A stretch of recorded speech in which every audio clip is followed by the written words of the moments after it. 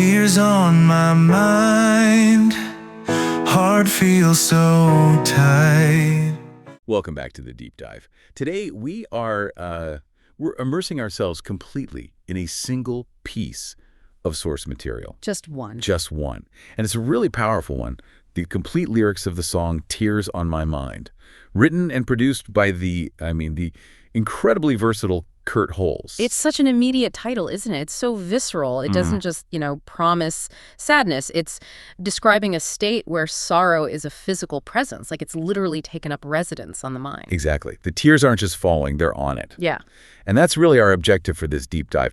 We want to see how Holes manages to chart this whole experience of despair and loss. It's a map. It's a map, yeah. Yeah. A devastating psychological landscape. Yeah. So we're going to look at the structure, the imagery, and I think crucially, how he links one form of suffering to the next to build this narrative of total collapse. For something so short, these lyrics are just shockingly efficient.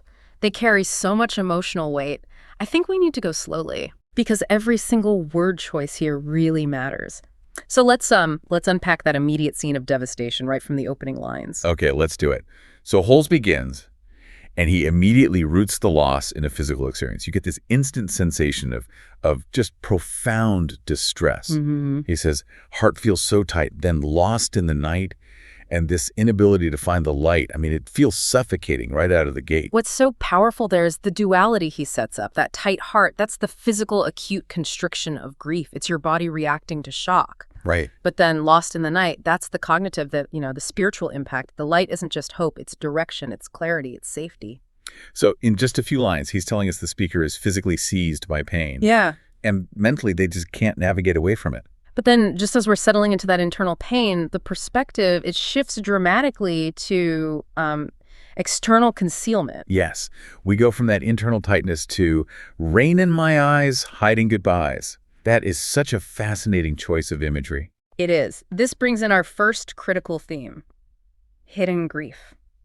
The sadness is raw, it's intense, but there's this active effort to conceal it. So why the rain? Well, rain is a passive thing, right? It's public. So you're using the natural environment as a kind of shield, trying to make your own internal storm look like just background noise. It's an act of profound, silent denial. What makes that silence so crucial is that the cause of the pain is stated with such devastating finality right after, love's gone away, no words to say. It's an absolute full stop. Yeah. And that phrase, no words to say, that's the key. It locks the theme of silence into the whole song.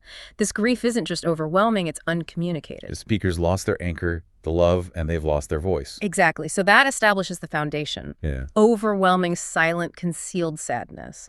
The rest of the song is really just the internal escalation of all that unreleased pain. And that silence, it immediately sets the stage for the almost excessive volume of the core metaphor in the chorus. Oh, yeah. Holes just instantly escalates the scale of this sorrow into something monumental. He asks that pivotal question.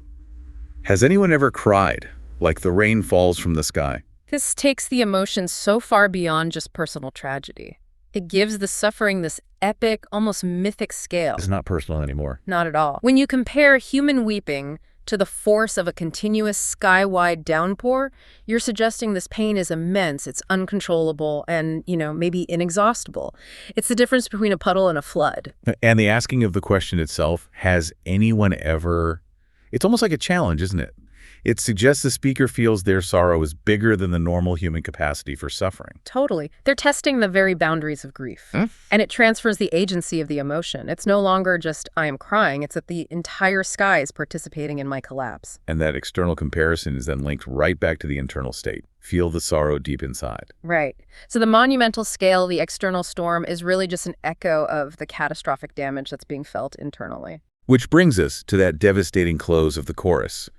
It focuses entirely on repetition and this sort of lingering pain, like the echoes of goodbye. That phrase is just a masterclass in representing trauma. Loss isn't just felt in the moment of farewell. The pain of that specific departure, the sound, the atmosphere, it reverberates. It comes back. It comes back. An echo is never the original sound. It's a distorted, secondary reflection that keeps returning, often when you don't expect it, long after the source is gone. So the goodbye isn't a single event. It's cyclical. It's a recurring phenomenon. Absolutely. The structure of the chorus, then, repeating this vast rain-like sorrow, it perfectly mirrors the psychological reality that trauma isn't linear. It returns, maybe even amplified. It connects to how memory works in acute grief. You don't just remember the person, you re-experience the moment of their departure over and over. That's what he captures with echoes. It makes the pain dynamic not static. That structural repetition is so essential because in the next segment, the lyrics pivot from this overwhelming moment into the terrifying concept of permanence. Yes. The tone shifts entirely. It goes from temporary sadness to this idea of perpetual permanent damage. When he says pain never ends, wounds never mend, the whole idea of healing is just eradicated. This is a profound moment in the emotional, the topography of the song. We move from acute suffering, which implies there might be recovery, to a state of chronic despair, which implies perpetuity. It's a new state of being. It's a new state of being. It's no longer about getting through the night. It's about recognizing that the wound is now part of the new structure of your existence. It's a permanent injury to the soul. And Holes doesn't just tell us life is hard. He gives us this visual, almost tactile sense of decay through his metaphors. Right. The image that really stands out to me is so fragile, it's heartbreaking. Life's fraying thread. Let's just stop and feel that image for a second. A thread, it implies continuity, connection, support, the delicate nature of life itself. Sure. So if it's fraying, it's actively losing its integrity, it's weakening, pulling apart at the edges. It suggests a complete loss of coherence. It's not a clean break. No, it's not a sudden break. It's a slow, terrifying process of existential unraveling. You can feel the tactile failure of the speaker's life force. And if that thread is fraying, the very fabric of their reality is weakening. And that visual decay is immediately paired with a color change that signals danger. Dreams fade to red. This is more than just generic symbolism, I think. Dreams represent the future, possibility. They're often associated with lightness, maybe pale colors, or just unseen colors. Right. For those dreams, to fade to red suggests a violent, alarming transition. Red, in this context, it's not just pain, it's a warning sign. It's the color of blood loss or, the visual signifier of a system failure. So hope hasn't just gone dark. No, it's become corrupted or violently extinguished. It's the shift from an internal numbness to a kind of visual distress. The pain now has this jarring, visible hue. And structurally, Holes makes sure we cannot forget this state. Right, because he repeats it. Exactly. This specific stanza, pain never ends, wounds never mend, and the fraying thread, it comes back later. And that structural choice is so key because it mirrors the psychological experience of chronic pain. It's inescapable, it returns, and it defines the landscape. Holes embeds that idea of cyclicity into the music itself. He's reinforcing that this state of decay isn't a temporary stop. It's the new, endless journey. Which leads us to the most complex and frankly terrifying segment of the lyrics, the bridge or the coda, where the disillusionment just becomes total. He opens this section by casting doubt on reality itself. In this world of broken dreams, nothing's really what it seems. This is the absolute peak of the psychological breakdown. The grief has moved beyond the personal relationship, and it has fractured the speaker's entire worldview. The whole world is broken. The whole world. If everything is fractured, the broken dreams, then the speaker realizes that the stability they once relied on, the whole structure of meaning, was an illusion. It's existential despair following personal loss. And this sense of universal disillusionment, it just sets the stage for the final, central, and profoundly paradoxical metaphor. Which brings us right back to the theme of silence from the beginning of the song. Find me floating on a stream of my silent, endless scream. This is the synthesis of everything that came before. Let's start with the paradox itself. A silent, endless scream. Right. We noted earlier that the sadness began with no words to say. Now that initial concealed grief has become constant. It is endless, a continuous noise in the soul, a perpetual state of anguish. But it remains silent. Why choose silence there? A scream is an act of release, isn't it? A vocal expression of pain. Exactly. By making it silent, Holes is emphasizing that even at the absolute peak of internal suffering, there is still no outlet. It's suppressed anguish, trapped noise that only the speaker can hear. And the lack of release is what makes it truly endless. It is. If we look at this through, say, a mental health lens, it represents the inability to articulate suffering to the outside world. It's a crisis that deafens the person experiencing it, but is completely inaudible to everyone else. It is the core sound of total isolation. And this internal, constant, trapped suffering is then visualized as a physical, inescapable environment. You're floating on a stream of it. The stream here is the physical manifestation of that internal pain. It's literally the substance of the silent scream.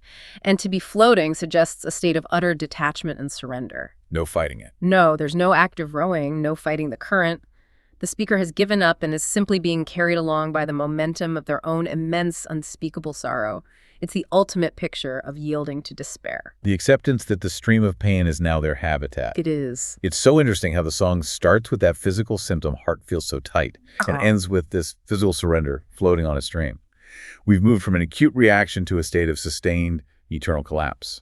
That's the tragic arc, exactly. The tightness of the heart in the first line suggests resistance. The floating on the stream in the last line suggests the end of resistance. The speaker has moved from fighting the grief internally to becoming part of its landscape externally. And Kurt Holz makes sure that this complex idea is the final haunting thought. He repeats the lines right at the very end, "In this world and on a stream of my silent, endless scream." That is the note we are left on. It's the summation of the entire emotional argument. The journey has ended, not with the resolution, but with a confirmed state of perpetual, silent, internal crisis. The emotional map is complete, and its final destination is despair. So to synthesize this whole journey, Holz has used these lyrics with such deliberate power. We moved from that immediate, physically constricted grief and hidden goodbyes. Right. Through the monumental rain-like scale of sorrow that continually echoes, past the frightening imagery of a life unraveling and hope fading, only to conclude in this total surrender, floating on a current that's made entirely of a silent, endless scream. It's a remarkable piece of emotional architecture. The efficiency, the artistic success of these lyrics, it lies in the stark nature of those metaphors. Rain, thread, stream, scream. Each one conveys this massive internal emotional scale that simple descriptors could never achieve. The structure, though, I think that's what holds the final clue. Which brings us to our final provocative thought for you to explore as you sit with these lyrics. Holz repeatedly structures this pain as endless. Over and over. The monumental chorus is repeated. The stanza about permanent damage, wounds never mend, is repeated. And the final state is the endless scream. So how does the cyclical repeating structure of the song itself, the returning verses and refrains, physically reinforce the idea that this emotional state isn't a temporary chapter, but a perpetual loop that has no natural conclusion or path toward resolution? The form mirrors the content. It suggests that the experience of this level of grief is terrifyingly non-narrative. It's a state of being, not a journey with a destination. Something to mull on as you revisit these incredibly powerful lyrics. And the complex emotional map Holz is laid out for us. Thanks for joining us for this deep dive. Has anyone ever cried like the